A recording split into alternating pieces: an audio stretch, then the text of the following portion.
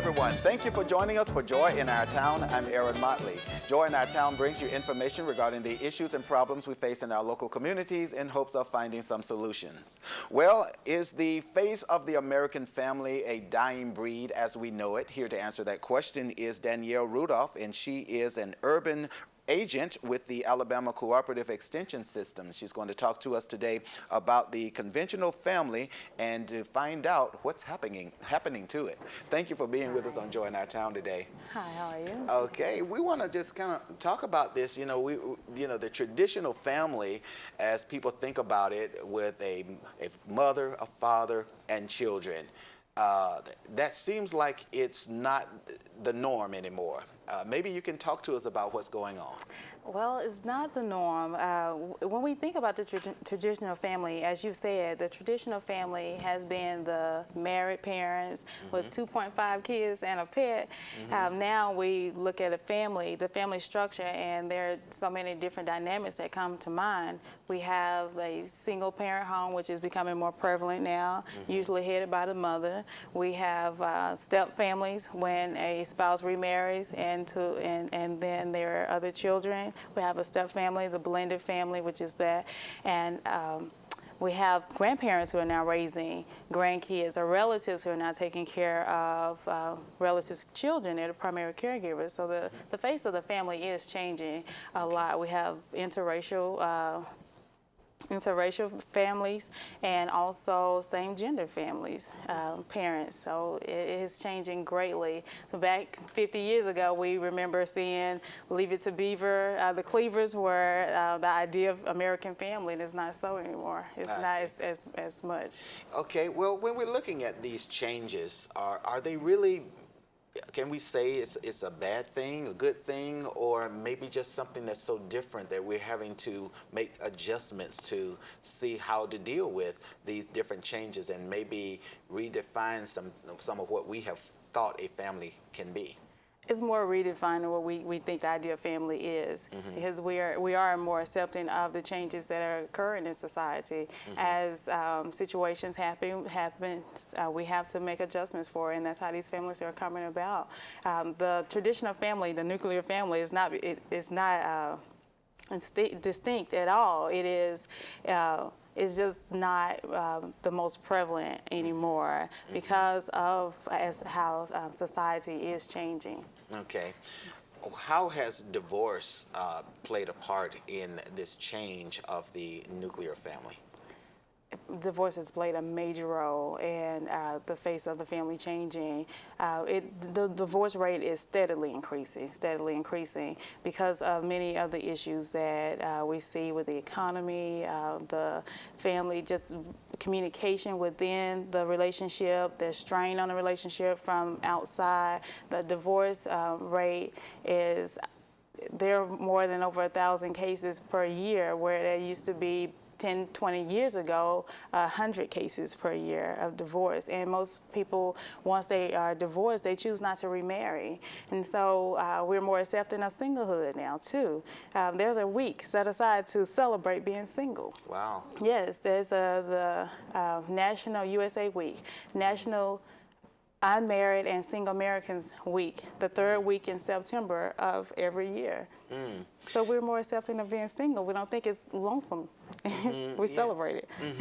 So, wow, that is different because I wouldn't have thought of maybe 30, 40, 50 years ago you would actually celebrate being single. Not that there's anything wrong with being single, but being a single parent, that we can see that there is a greater strain on a single parent than having two parents raising small children. Yes. So maybe you can talk to us about what is going on in America today, and in our right here in our local area.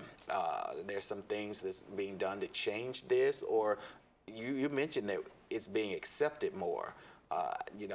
I guess we're looking at what is happening with us. Is this a good thing? I can't say that it's not, because this is the situation that we face. So we have to embrace what what is going on in our community. I'm a product of a single parent home. My mom raised 5 children. My parents divorced when I was 7. So for over 20 years, I've only known my mom to be the caregiver. So, but what my mom did that many parents are not doing, even in our traditional families, oftentimes we don't make the time for quality time. Okay. And we're busy about so much because we want our children to become well-rounded children. We make sure that they are involved in extracurricular activities, involved in the community, involved in church, all great things, all great things. But what we miss is the family time. Okay. We take away from that quality time that should be ours to bond as a family. Okay, so therein is the problem, is the quality time. Yeah. So it doesn't matter so much of what kind of family, if it's a blended family, a step family, or biracial family, it doesn't matter. The most important thing is, Yes. are they bonding? Are they having the quality time together? Yes, and that is essential. The family is our foundation.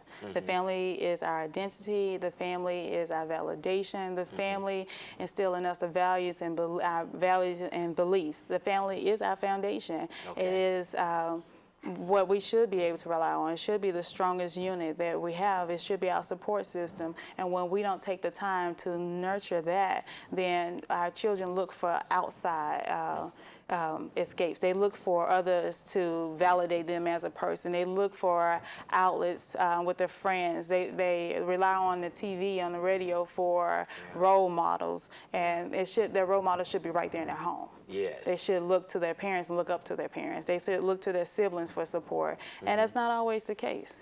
And it's good to be involved in extra activities. It's good to have your child out and exposed, but it's even better to have them sit down and have family dinners together.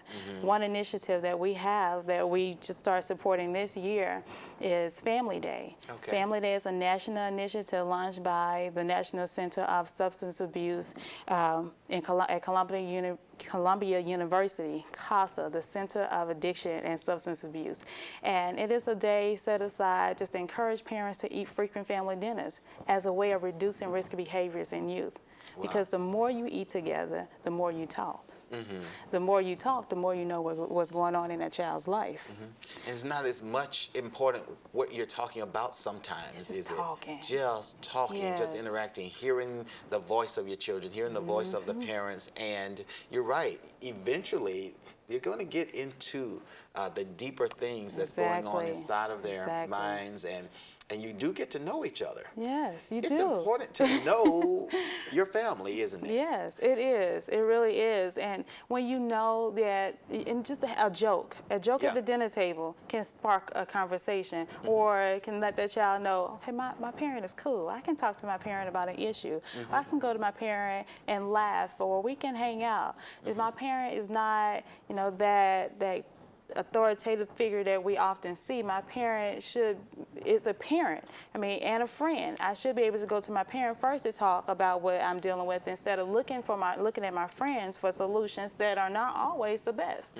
Or looking on TV or Facebook and Twitter and sharing all of your personal business out. But right there in the home, you should be able to talk about what's going on. Yeah, oftentimes though, the parents will tell the children to be quiet, and they're talking among themselves. They talk about the problems that's going on within the household, but they don't include or involve the children in anything. Yes. So they feel like, well, what I can do is I can go to, I can text my friends. I can Yes. get on Facebook. I can get on Twitter, and that way I can have friends of my own.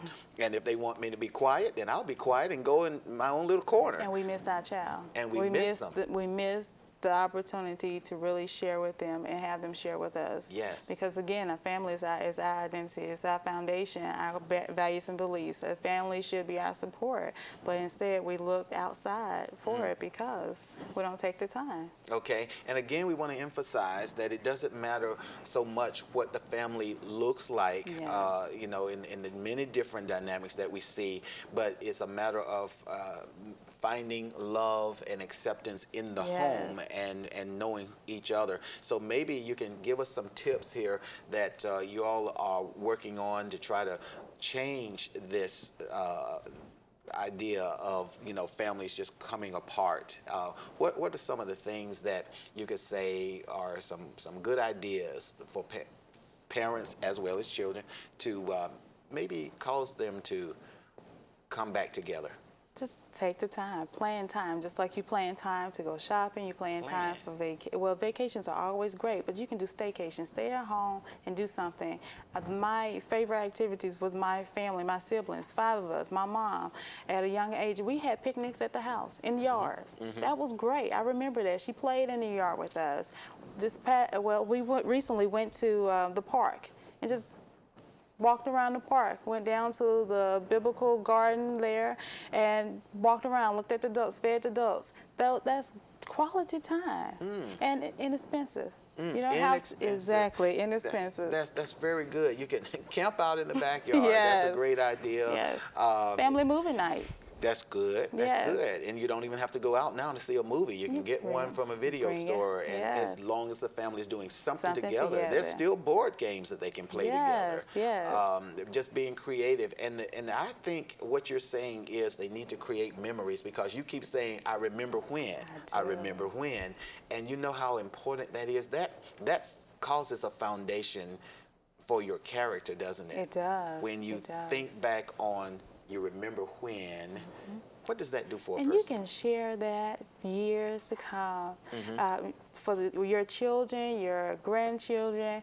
If my mother's not around to see her grandchildren, I have stories I can share with them about her that would make them feel like she's right there.